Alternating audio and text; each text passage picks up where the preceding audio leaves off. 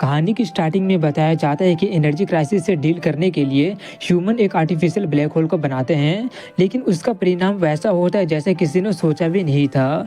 उस black hole के कारण जगह जगह पर स्पेटियल दरार पड़ गया था, वर्म होल बन गया था, अजीब अजीब तरह की एनर्जी आ गया था जिसने काफ़ी सारे जीवों को म्यूटेट करके रख दिया था। उन म्यूटेटेड जीवों से फाइट करना इंसानों के बस की बात में नहीं थी और इंसानों का सभी हथियार का असर भी उन लोगों पर फेल होने लगा था। इंसानों का आखिरी ट्रम्प कार्ड न्यूक्लियर वेपन भी फेल हो गया था, जिससे अर्थ के ओस में चला गया था।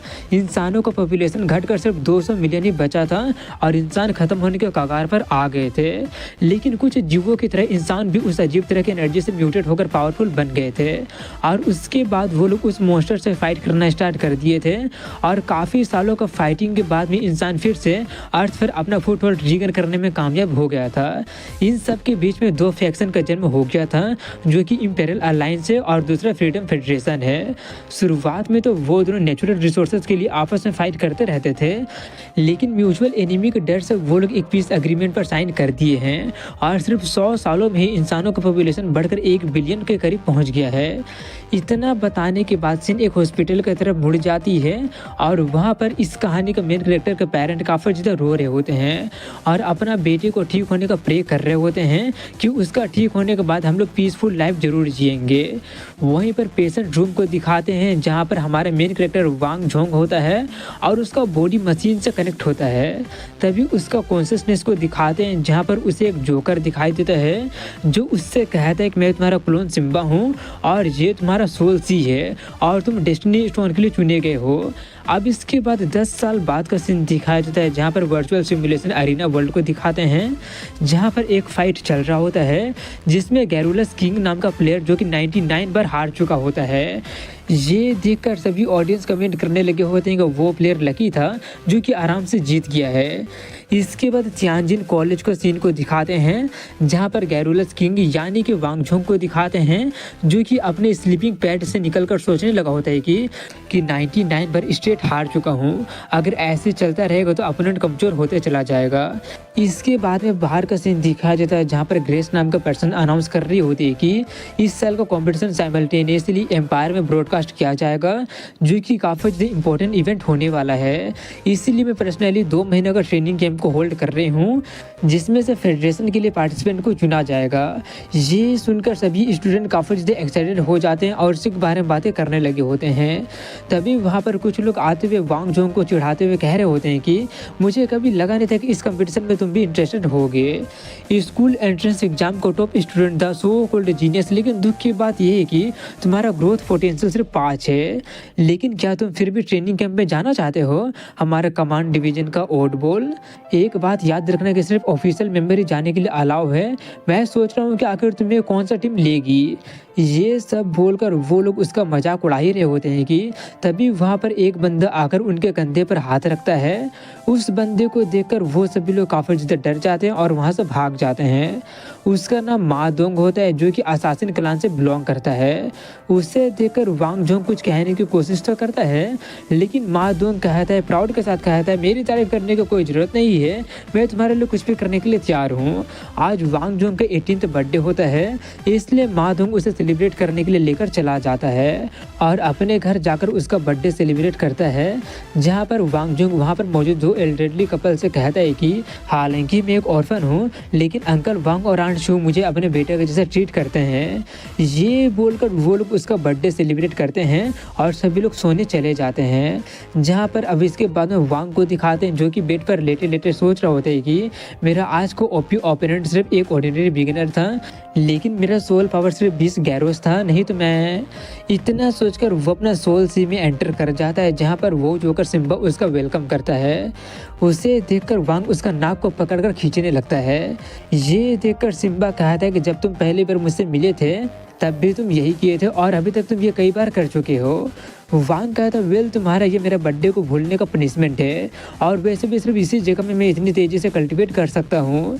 तभी सिम्बा उससे कहता है कि तुम्हें पता है ना कि तुम्हारा सोल पावर काफ़ी ज़्यादा कम है। वांग कहता है हाँ, इसीलिए तुम्हें ओपी में फाइट करके अपना सोल पावर को अपग्रेड कर रहा हूँ। इसके जवाब में सिम्बा कहता है हाँ, लेकिन तुम्हारा ओपोनेंट धीरे धीरे कमज़ोर होते जा रहा है, इसलिए अब उनका सोल एसेंस का असर तुम पर नहीं होगा। लेकिन ज़्यादा चिंता मत करो, मेरे पास मेरा अपना तरीका है। ये बोलकर वो एक लकी व्हील को घुमा देता है और कहता है कि अगर पॉइंटर लाइट की तरफ पॉइंट करेगा तो तुम्हारा सोल पावर डबल हो जाएगा, लेकिन अगर डार्क की तरफ में पॉइंट करेगा तो तुम्हारा हाफ हो जाएगा। ये सुनकर वांग उससे कहने लगा होता है कि मुझे लगा था कि मेरा लाइफ एसेंस अभी तक पूरा नहीं हुआ है, रिस्क मतलब मैं अभी अभी एक अडल्ट बना हूँ, हमारे पास अभी काफ़ी ज़्यादा टाइम है। लेकिन वो उसका कोई भी जवाब ना देकर मुस्कुराते हुए कहता है कि मैं काफ़ी ज़्यादा खुश हूँ कि मैं इस वर्ल्ड में आ पाया हूँ और तुम्हारा दोस्त बन सका हूँ, इसे मेरे बर्थडे गिफ्ट की तरह ट्रीट करना। ये बोलकर वो उसे घुमा देता है, जिससे लाइट में पॉइंट होने के कारण उसका यानी कि वांग का पावर काफ़ी ज़्यादा यानी कि डबल हो जाता है। लेकिन उससे सिम्बा अपना पूरा पावर को खो देता है और काफ़ी ज़्यादा छोटा हो जाता है और काफ़ी ज़्यादा कमज़ोर हो जाता है।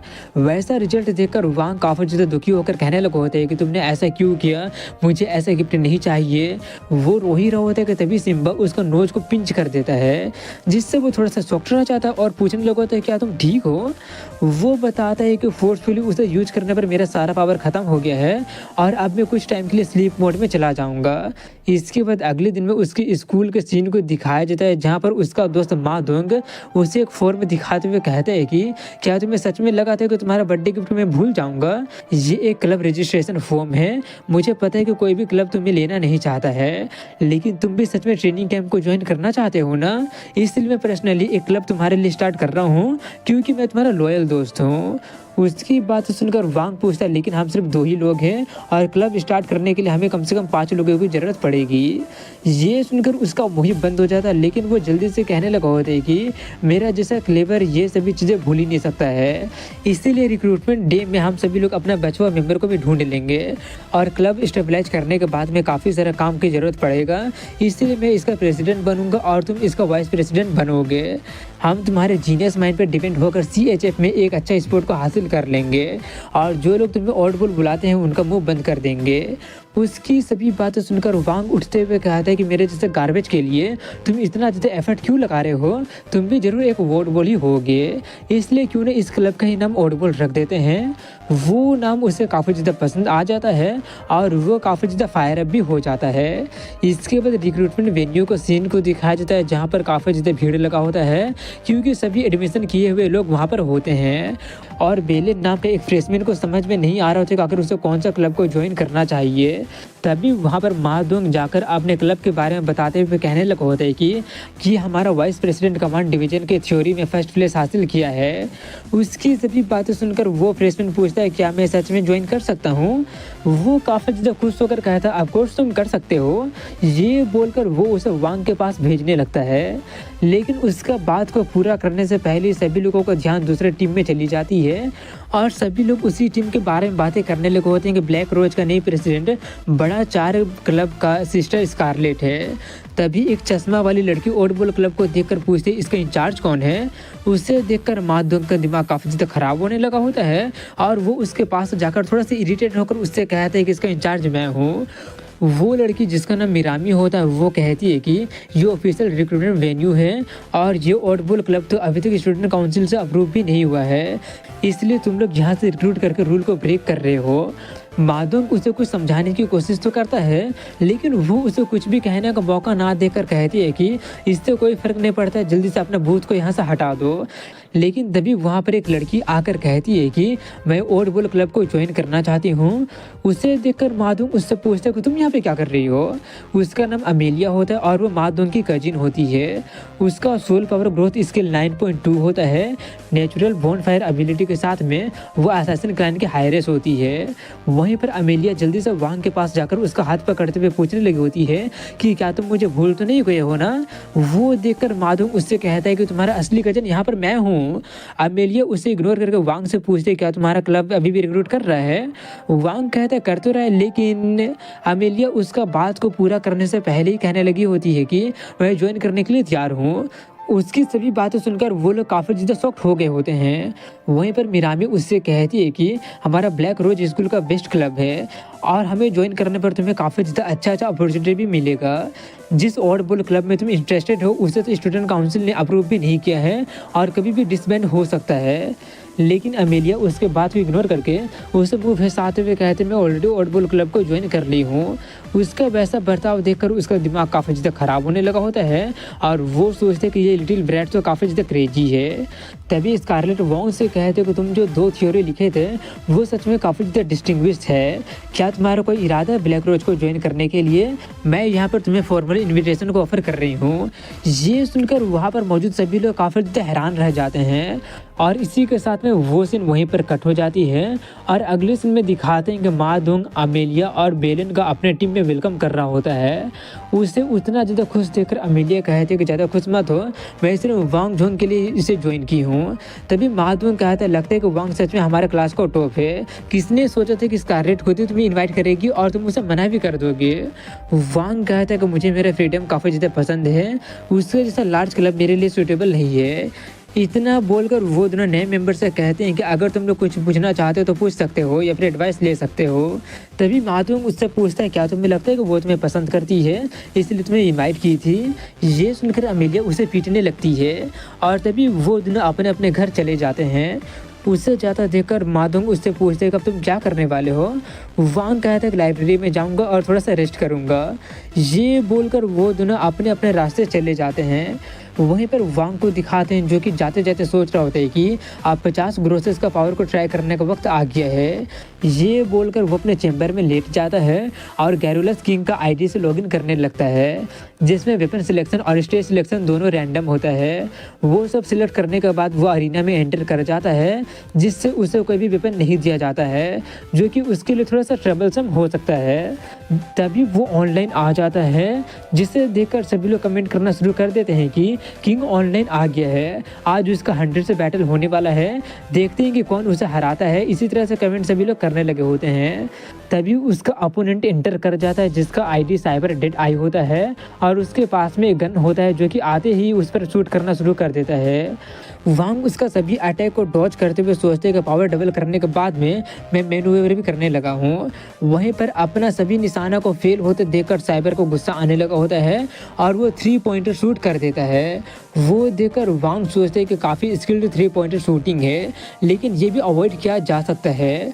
ये सोचकर वो उसकी तीनों गोलियों को भी अवॉइड कर देता है जो देखकर सभी ऑडियंस काफ़ी ज़्यादा हैरानी से कमेंट करने लगे होते हैं और कुछ लोग कमेंट में साइबर का मजाक उड़ाते हुए कहने लगे होते हैं कि लगता है कि डेड आई का आई सच में तो डेड नहीं हो गया है ना।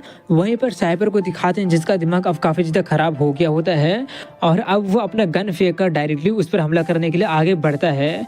उससे अपने तरफ चार्ज करते देखकर वांग भी तैयार हो जाता है और वो दोनों एक दूसरे पर पंच थ्रो करते हैं जिससे वहाँ पर एक धमाका होता है और जब धुंध हटती है तो पता चलता है कि साइबर का पंच लगने से पहले वांग का पंच उसे लग गया होता है जिससे वो वहीं पर गिर जाता है और गैरुलस किंग अपना 100th बैटल जीत जाता है जिससे वो बंदा हार जाता है और गैरुलस किंग अपना 100 बैटल में से ये पहला मैच जीत जाता है।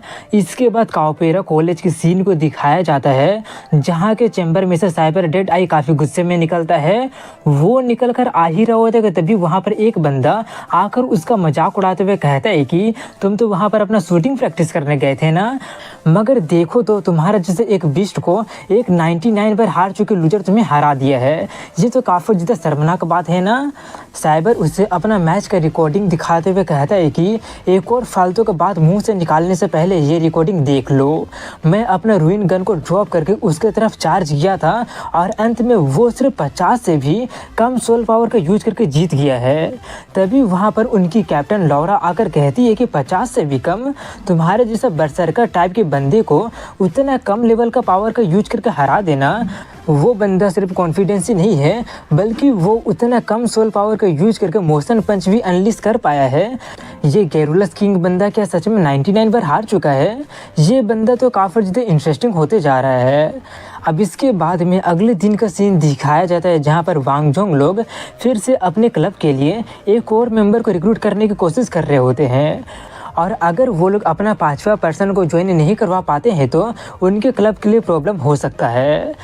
तभी वहाँ पर डिवाइन जज नाम का क्लब का वाइस प्रेसिडेंट और उसका एक मेंबर आकर उनसे कहता है कि मैं तुम्हारे क्लब को एक 5वां पर्सन प्रोवाइड कर सकता हूँ, मगर उसके बदले में तुम्हें अमेलिया को हमारे क्लब को ज्वाइन करवाना पड़ेगा। मादुंग इसके जवाब में कहता है कि अमेलिया एकेडमी को फर्स्ट बिगेस्ट क्लब को ज्वाइन करने से मना कर दिए तो तुम तो सेकंड नंबर वाले तो उससे भी बेकार हो, जिससे उनका वाइस प्रेसिडेंट काफ़ी ज़्यादा भड़क तो जाता है। लेकिन तभी वहाँ पर एक ब्लॉन्ड कलर का हेयर वाला बंदा आकर उनका ओड बॉल क्लब को ज्वाइन करने के लिए कहता है।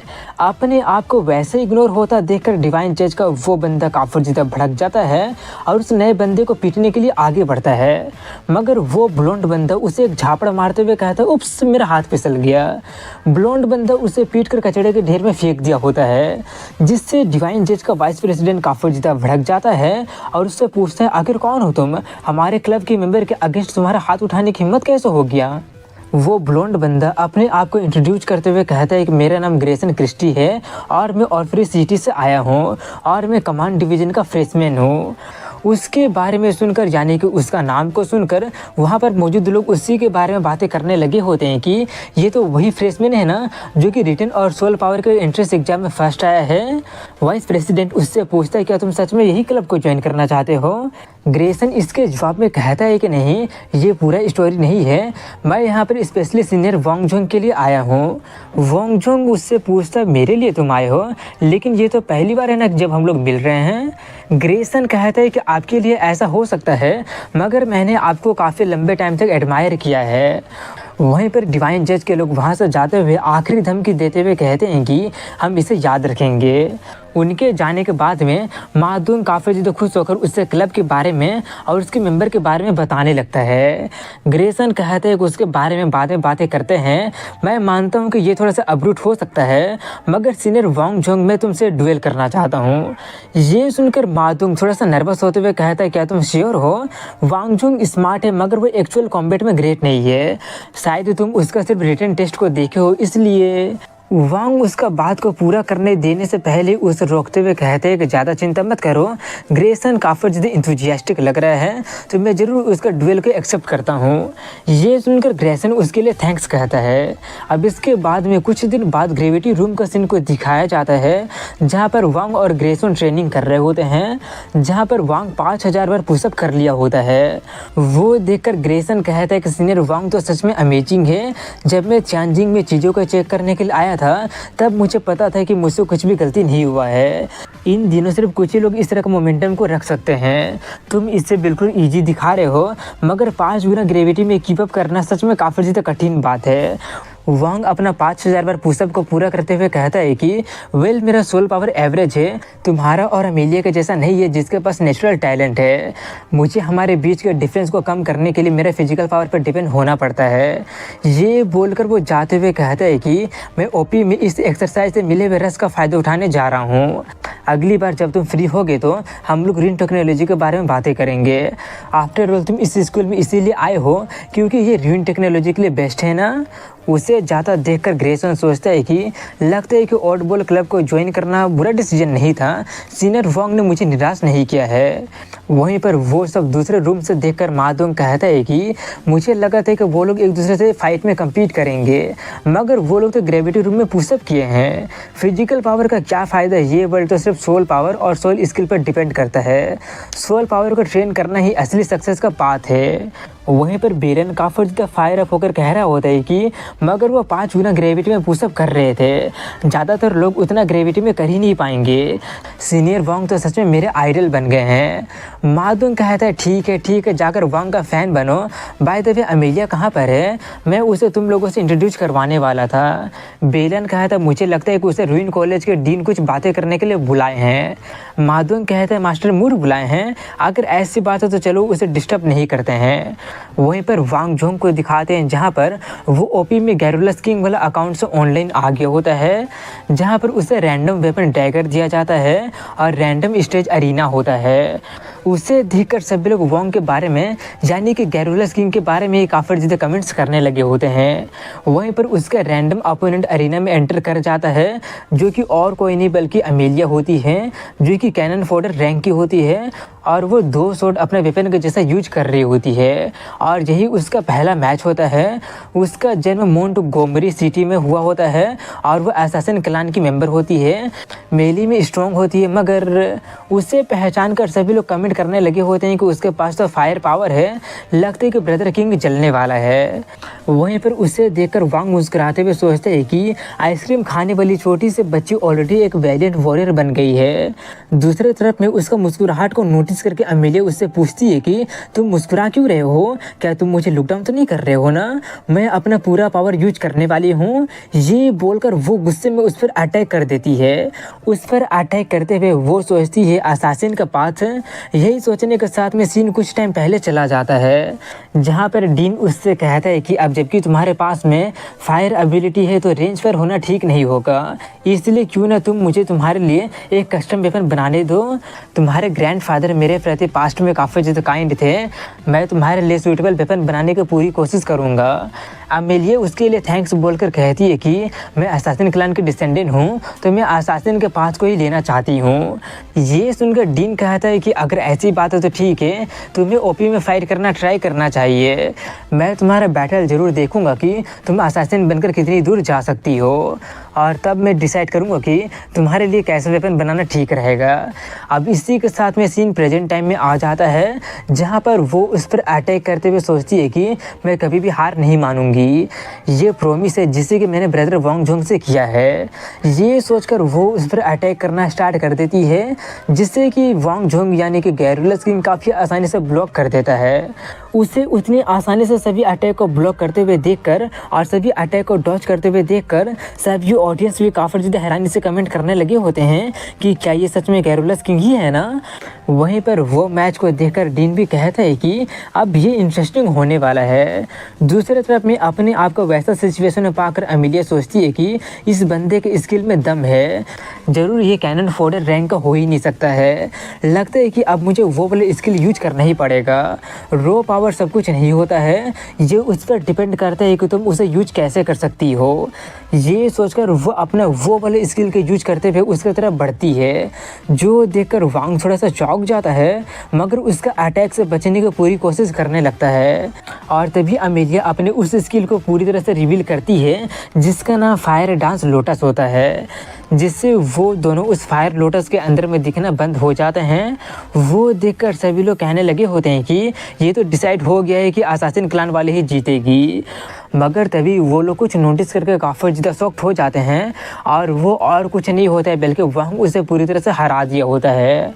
और वही देखकर सभी लोग काफ़ी ज़्यादा शॉक्ड हो जाते हैं, तो अमेलिया भी काफ़ी ज़्यादा हैरान रह गई होती है।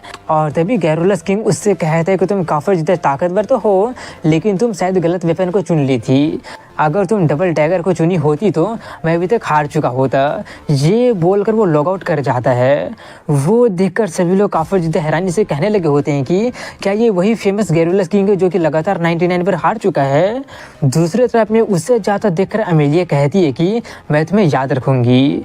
वहीं पर वोंग को दिखाते हैं, जो कि बाहर निकलते हुए जाते हुए काफ़ी ज़्यादा खुश होते हुए सोच रहा होता है कि फाइनली अब मैं वो सभी स्किल का यूज कर सकता हूँ जिसका यूज मैं पहले नहीं कर सकता था। ये काफ़ी अच्छी बात है, मैं जल्दी ही स्ट्रॉन्ग बनूंगा और सिम्बा भी जल्दी उठ जाएगा। यही सब सोचते सोचते वो अपने डॉर्म रूम में जाता है, जहाँ पर उसे काफ़ी सारा खाली बियर का कैन दिखाई देता है, जिसे देखकर वो खुद से कहता है क्या मादोंग यहाँ पर है। वहीं पर उसके बिस्तर पर अमेलिया होती है, जो कि उससे कहती है ये मैं हूँ। अब इसी के साथ में एक फ्लैशबैक को दिखाते हैं, जहाँ पर अमेलिया रो रही होती है। इसलिए वोंग उससे पूछता है कि क्या मादोंग ने तुम्हें फिर से बुली किया है।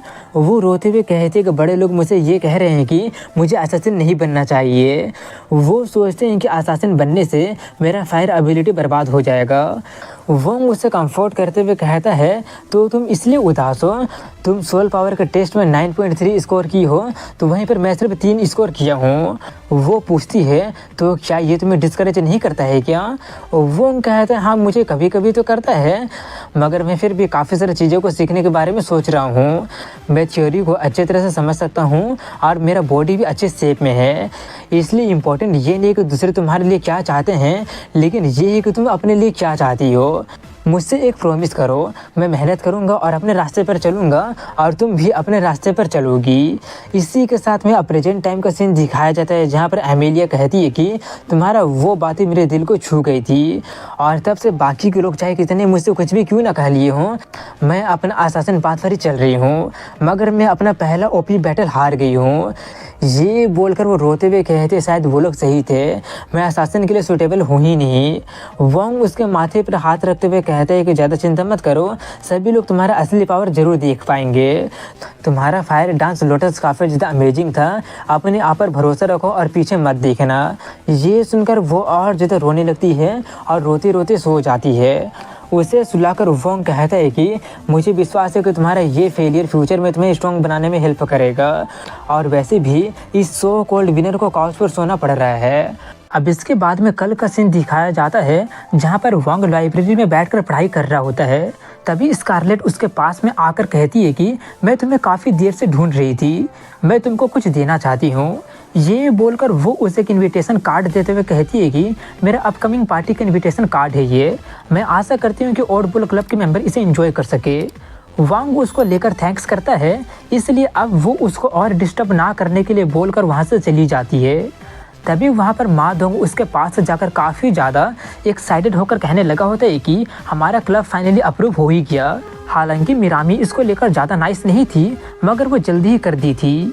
ये बोलकर वो उसका टांग खींचते हुए कहने लगा होता है कि जरूर उसके दिल में तुम्हारे लिए कुछ तो ज़रूर है, सोचो क्यों वो अपना पार्टी की इनविटेशन लेटर तुमको देगी।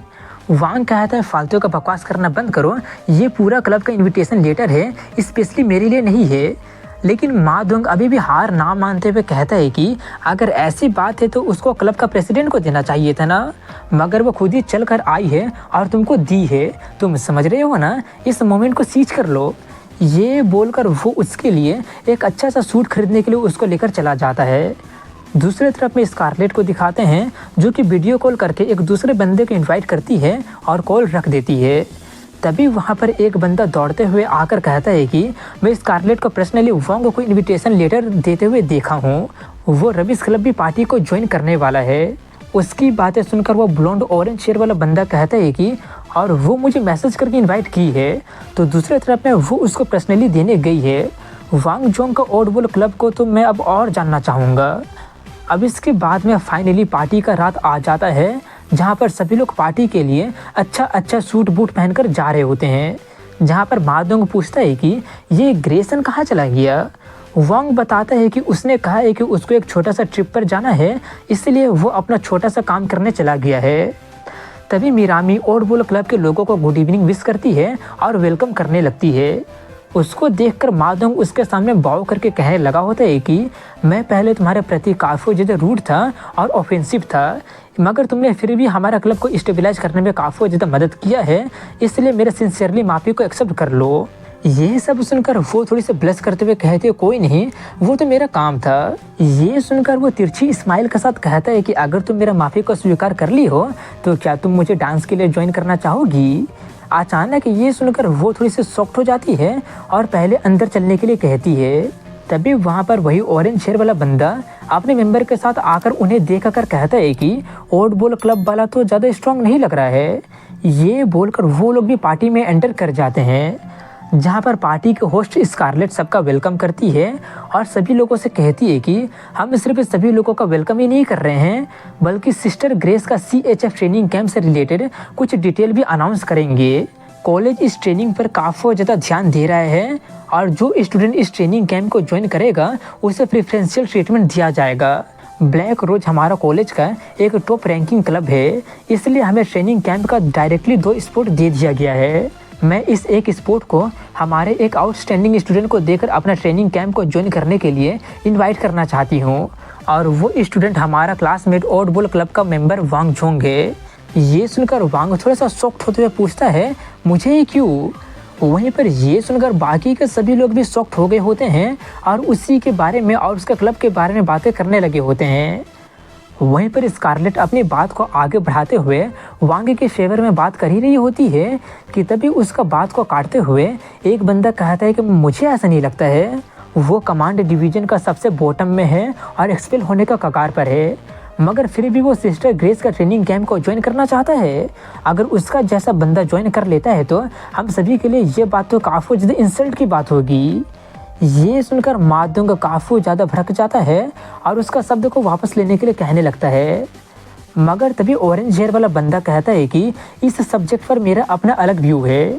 ये बोलकर वो वांग की तरफ आगे बढ़ते हुए कहता है कि मेरा नाम रीव्स है और मैं डिवाइन जज का प्रेसिडेंट हूँ। वाइस प्रेसिडेंट वांग जुंग, तुमसे मिलकर अच्छा लगा।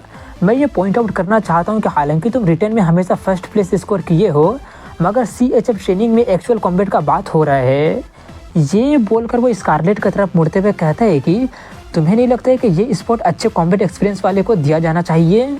स्कारलेट थोड़ी सी गुस्से में कहती है कि प्रेसिडेंट रीव्स, मैंने ऑलरेडी बोल दिया है कि ब्लैक रोज वांग जोंग को। उसका बात को बीच में ही काटते हुए वांग जोंग कहता है कि अगर डिवाइन जज और ज़्यादातर लोग यही ओपिनियन रखते हैं तो मैं प्रेसिडेंट रीव्स के साथ में एक बेट करना चाहता हूँ। ये सुनकर मौजूद सभी लोग काफ़ी ज़्यादा शॉक्ड हो जाते हैं और उसका काफ़ी ज़्यादा मजाक उड़ाने लगे होते हैं। वहीं पर वांग अपने बात को पूरा करते हुए कहता है कि हम डिवाइन जज को 1 वर्सेस 1 के 5 स्ट्रिंग में चैलेंज करते हैं। बेस्ट 3 आउट ऑफ 5 विजेता होगा। अगर हम जीतते हैं तो डिवाइन जज अपना ट्रेनिंग कैंप का 4 स्पॉट पर से गिव अप कर देगा, लेकिन अगर हम हारते हैं तो हम अपना क्लब को तुरंत डिसबैंड कर देंगे और कभी दोबारा दूसरा क्लब को ज्वाइन नहीं करेंगे। बोलो, क्या तुम लोगों के पास में इसको एक्सेप्ट करने का हिम्मत है? ये सुनकर सभी लोग काफ़ी ज़्यादा शॉक्ड हो जाते हैं, मगर तभी रीव्स कुछ सेकंड के बाद में कहता है, इंटरेस्टिंग, मैं तुम्हारा चैलेंज एक्सेप्ट करता हूँ। चलो इस मैच को आज से 3 दिन के बाद वीकेंड में होल्ड करते हैं। वांग इसके लिए तैयार हो जाता है। अब इसके बाद में उनके ट्रेनिंग रूम को दिखाया जाता है जहाँ पर सभी लोग अपने टीम के साथ में ट्रेनिंग कर रहे होते हैं, या ये बोलूँ कि वो लोग बेलन को उठा कर पटक रहे होते हैं। वो देखकर मादुंग पूछता है कि क्या सच में ये इफेक्टिव होगा या फिर ऐसे उसको तुम पीट रहे हो? वांग कहता है कि बेलन के पास में इन्ने टैलेंट है और हम सिर्फ उसका रेजिलियंस बिल्ड करने में हेल्प कर रहे हैं। ज़्यादा चिंता मत करो, इस मेहनत का फल हमें कंपटीशन में दिखाई दे जाएगा। तभी वहाँ पर ग्रेसन अपना काम पूरा करके आ जाता है और कहता है कि मैंने सब कुछ सुन लिया कि क्या क्या हुआ है। वांग कहता है कोई नहीं, लेकिन हमारे पास में सिर्फ 5 ही मेंबर है, इसलिए तुमको भी इसमें पार्टिसिपेट करना पड़ेगा और तुम्हारा यहाँ पर होने से हमारा जीतने का चांस काफ़ी ज़्यादा बढ़ जाता है। मादुंग पूछता है क्या सच में? मगर मुझे तो ऐसा नहीं लगता है।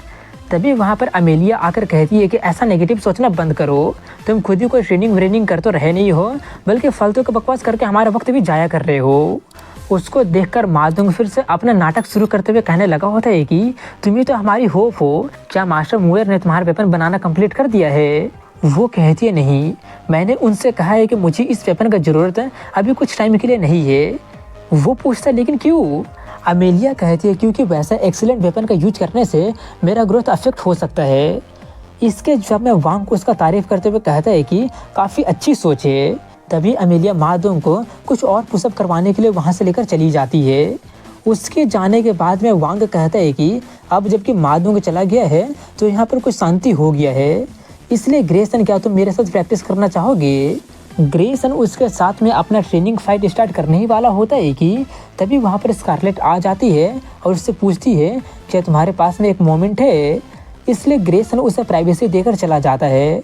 वहीं पर स्कारलेट अपना कंसर्न दिखाते हुए कहने लगी होती है कि क्या तुमको नहीं लगता है कि तुमको इसको लेकर और अच्छे से सोच लेना चाहिए, क्योंकि तुम लोगों को ये क्लब को स्टेबलाइज करने में काफ़ी ज़्यादा एफर्ट लगा है।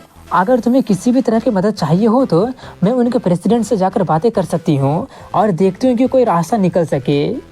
उसकी कंसर्न को देखकर वांग थोड़ा सा कंफ्यूज होकर पूछता है कि हम पास्ट में इतने अच्छी तरह से मिले भी नहीं है, इसलिए तुम क्यों मुझे ब्लैक रोज में इनवाइट की थी और इस वक्त भी क्यों तुम इतना मेहनत कर रही हो मुझे ट्रेनिंग कैंप में रिकमेंड करने के लिए? ये सब सुनकर वो थोड़ी सी ब्लश करते हुए कहने लगती है कि मैं तुम्हारा फर्स्ट ईयर का कुछ पेपर पढ़ी हूँ और मुझे लगा है कि तुम्हारा आइडिया काफ़ी ज़्यादा इनोवेटिव है और काफ़ी ज़्यादा प्रैक्टिकल वैल्यू भी रखता है। हालांकि तुम्हारा सोल पावर काफ़ी ज़्यादा कम है, मगर मुझे फिर भी विश्वास है कि तुम्हारा विजडम से हम जरूर जीतेंगे। उसकी बातें सुनकर वो कहता है कि अगर ऐसी बात है तो अगर मैं डिवाइन जज के जैसा छोटा सा रास्ता का पत्थर से भी डील नहीं कर पाऊंगा तो मैं कैसे तियानजिन कॉलेज का CHF को जीतने में तुम्हारी हेल्प कर सकता हूँ। क्लासमेट स्कारलेट, मुझ पर भरोसा रखो, और वैसे भी मुझे मेरे टीममेट पर पूरा भरोसा है कि हम लोग जीतेंगे। तो अब इसी के साथ में फाइनली उनका कंपटीशन का दिन आ गया होता है, जहाँ पर डिवाइन जज का वाइस प्रेसिडेंट अपने टीममेट से कह रहा होता है कि इस बार हमें उस वोट बॉल क्लब वाले को थोड़ा सा दर्द देना होगा। ऑफ कोर्स तुम्हारा पार्ट के लिए तुम्हें रिवॉर्ड मिलेगा, और यही प्रेसिडेंट रिप्स ने प्रॉमिस किया है। वहीं पर स्टेडियम को दिखाया जाता है जो कि पूरा खचाखच भरा होता है और काफ़ी ज़्यादा सभी लोग शोर कर रहे होते हैं, और ओड बॉल क्लब का हारने को लेकर सभी लोग उसका काफ़ी ज़्यादा मजाक उड़ा रहे होते हैं। तभी ओड बॉल क्लब वाले एंटर करते हैं, जिससे सभी लोग और ज़्यादा चिल्लाने लगे होते हैं। उन्हें देखकर मिरामी मादोंग को बुलाती है, मगर फिर कहने लगती है कि क्या तुम्हारे क्लब के सभी लोग पूरी तरह से तैयार हो गए हैं। उन दोनों को देखकर मादोंग काफ़ी ज़्यादा खुश होकर कहने लगा होता है कि मुझे लगा नहीं था कि तुम दोनों देखने आओगी। तुम्हारा पार्टी को तो डिवाइन जज वालों ने बिगाड़ कर रख दिया था, इसलिए जब ये सब नाटक खत्म होगा तो मैं तुम दोनों को मिल के लिए इन्वाइट करना चाहूँगा। तभी डिवाइन जज वाले भी एंटर कर जाते हैं, और उनका टीम का पहले मेंबर भी स्टेज पर आ जाता है, जिसका नाम कोल्बी होता है, और वो कॉलेज का नंबर 1 असासिन होता है। उसे स्टेज पर आता देखकर अमेलिया कहती है कि ये राउंड मुझ पर छोड़ दो। वांग कहता है ठीक है, मगर ध्यान से रहना। इसलिए वो स्टेज पर चली जाती है और अपने आप को इंट्रोड्यूस करती है। उसको देखकर कोल्बी कहता है कि तुम तो सच में हिम्मत वाली हो, असासिन क्लान के सक्सेसर से बिल्कुल यही उम्मीद था। उसे देखकर मादोंग थोड़ा सा चिंता करते हुए पूछता है कि अमेलिया ठीक तो होगी ना, वो तो सच में एक ऑर्डिनरी डैगर का यूज कर रही है। वांग कहता है ज़्यादा चिंता मत करो, अमेलिया बोली है कि वो गैरुलस किंग के द्वारा सजेस्ट किया गया है, वही जो कि उसका फायर लोटस डांस को अवॉइड करने में कामयाब हो गया था। ये सुनकर वो थोड़ा सा शॉक्ड हो जाता है। वहीं पर स्टेज पर दिखाते हैं जहाँ पर उनका बैटल स्टार्ट हो जाता है, और अमेलिया पहले अटैक करने के लिए आगे बढ़ती है। उसका स्पीड देखकर एक पल के लिए कोल्बी भी थोड़ा सा शॉक्ड हो जाता है और उससे फाइट करना स्टार्ट कर देता है। उस राउंड के बाद में वो दोनों एक दूसरे से दूर हो जाते हैं, और वो अमेलिया से कहता है कि जूनियर तुम्हारा फंडामेंटल तो सच में काफ़ी ज़्यादा सॉलिड निकला। अमेलिया उसको कॉम्प्लीमेंट के लिए थैंक्स कहती है, तो वहीं पर वो देखकर मादोंग उसे और ज़्यादा चीयर करने लगा होता है और कहता है कि लगता है कि ये मैच तो हम लोग ऐसी आसानी से जीत जाएंगे। वांग कहता है मुझे ऐसा नहीं लगता है, ये मत भूलो कि उसका अपोनेंट कॉलेज का नंबर 1 असासिन है। स्कारलेट कहती है कि वो नंबर 1 है क्योंकि उसके पास में स्पेशल सेट ऑफ स्किल्स है। वहीं स्टेज पर दिखाते हैं जहाँ पर कोल्बी कहता है कि इसे यूज किया हुआ काफ़ी ज़्यादा टाइम हो गया है, अब मैं सीरियस होकर फाइट करने वाला हूँ, इसलिए जूनियर तुम्हें अब थोड़ा सा केयरफुल रहना पड़ेगा। तो क्या लगता है वो लोग अपना बैटल का पहला राउंड जीत पाएंगे या फिर नहीं जीत पाएंगे, जानते हैं अगले एपिसोड में। तो दोस्तों कैसा लगा ये वीडियो कमेंट सेक्शन में जरूर बताइएगा। मिलता हूँ अगले वीडियो में, तब तक के लिए हैव अ गुड डे।